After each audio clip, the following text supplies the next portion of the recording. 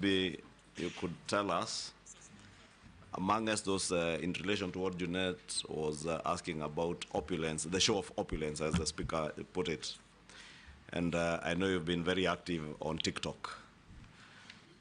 Can you assure the people of Kenya that these valuables and jewelry here will not be part of the things that they will see on TikTok? Because I think that is what annoys Kenyans when they see.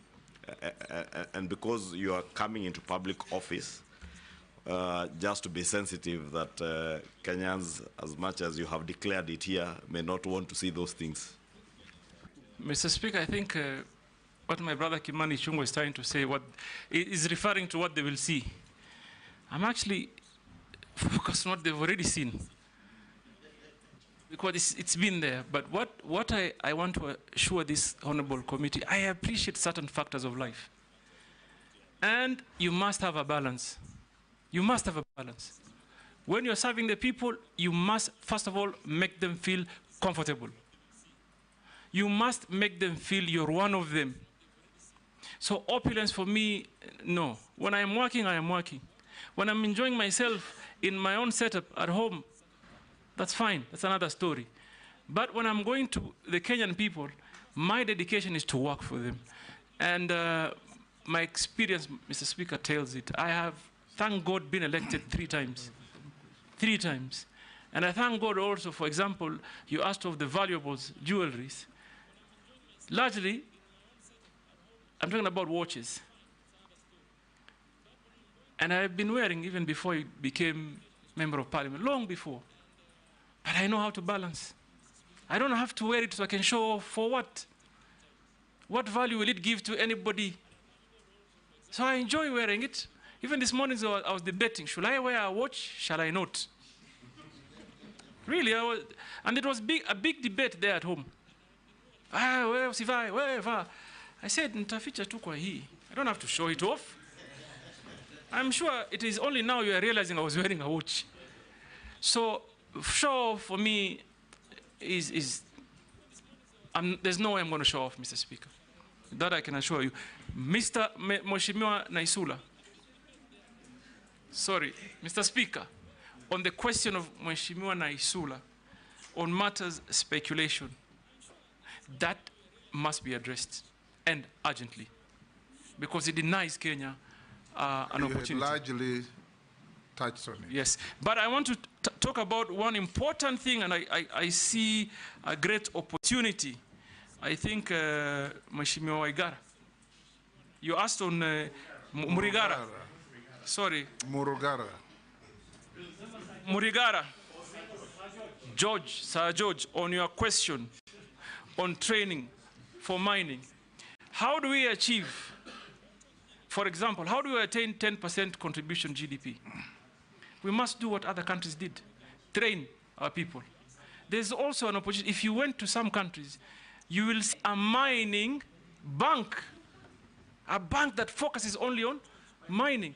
Yes. So for us to achieve all that, real work must be done. And I want to assure you, it begins with capacity building. We must train the people. So, Mr. Speaker, on Junet, it's again opulence and show off banner. I don't need to show off. What you have, you have. What you don't, you don't. And you should be cautious of others.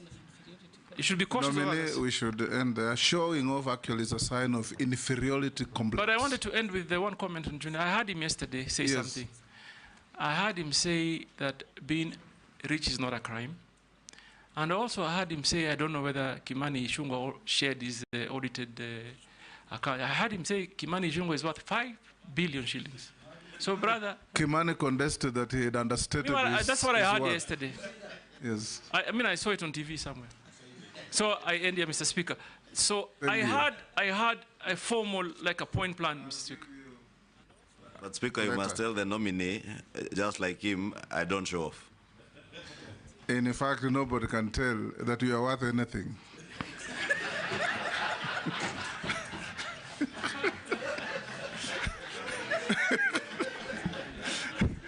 Mr. Speaker, and that must be the culture in Kikuyu constituency. Nominee, We are coming to an end.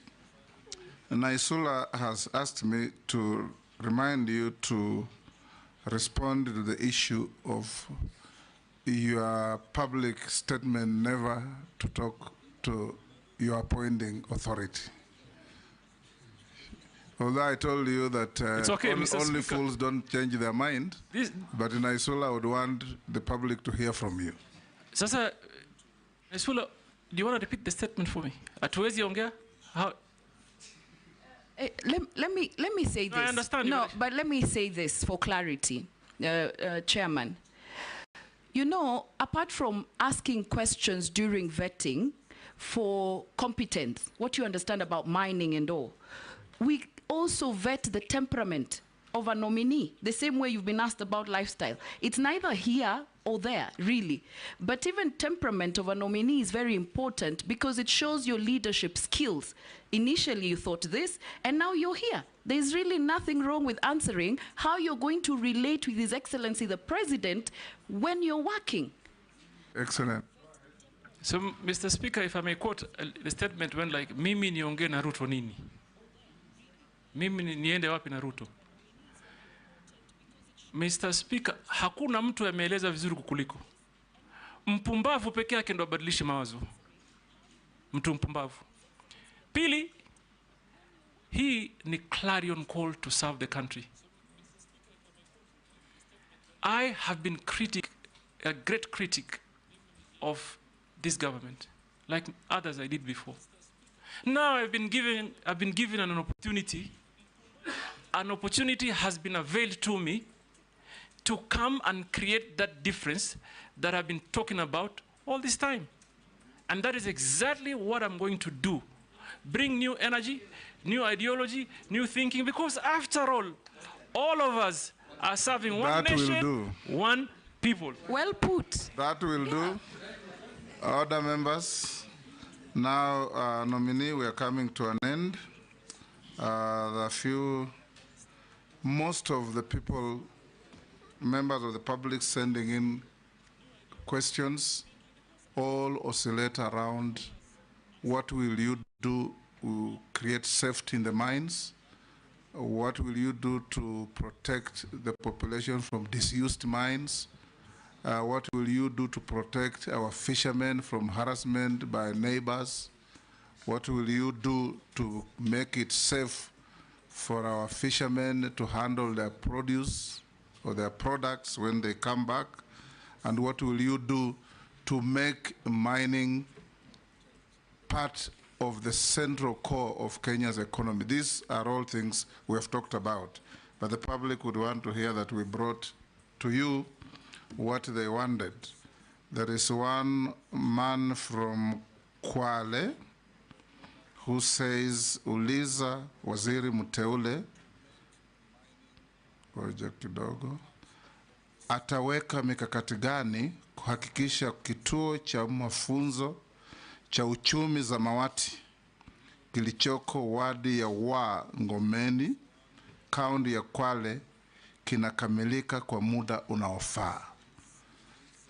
I think the next, I'll still ask you or say one or two things. We want you to assure Kenyans, nominee, that if you find favor and you are appointed the minister, within what period will you be able to make Kenyans feel the benefits and the contribution of mining to our economy? We are a major agricultural country. So is a country like the US. But in the US, agriculture contributes only 1% to their GDP. In Kenya, it is the complete opposite. And they do that because they are in manufacturing, in mining, value addition, and all those good economic activities. Secondly, ensure that Kenyans participate in this exciting new economic venture.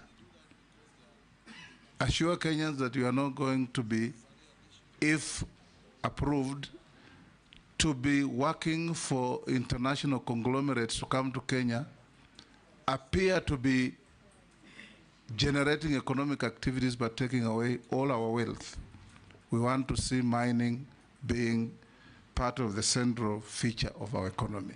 Thirdly and lastly, for the seafarers and those who are now going to work on international ships, you may consider, because most of those seafarers will work in ships of major shipping and maritime countries: Korea, China, Spain, and others. You may consider, and Germany you talked earlier, to introduce basic language courses at our college in Mombasa in these languages, so that when they graduate, they have a basic knowledge